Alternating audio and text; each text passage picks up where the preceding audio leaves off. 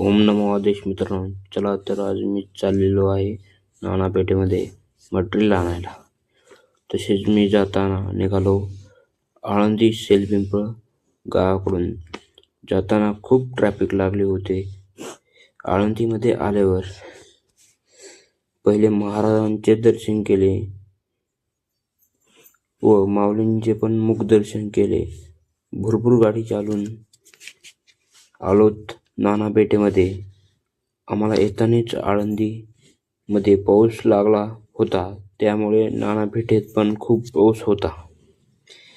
Material घ्यायला पण लाईनमध्ये लागलो, पण काय दुकानदार मालकाचे तोंड पण दिसेना. खूप हाल झाले. तर पहा, मी युनिकॉर्न गाडीचे मटेरियल आणायला गेलो होतो, त्यामुळे मटेरियल भेटले, पण खूप हाल झाले पावसामुळे.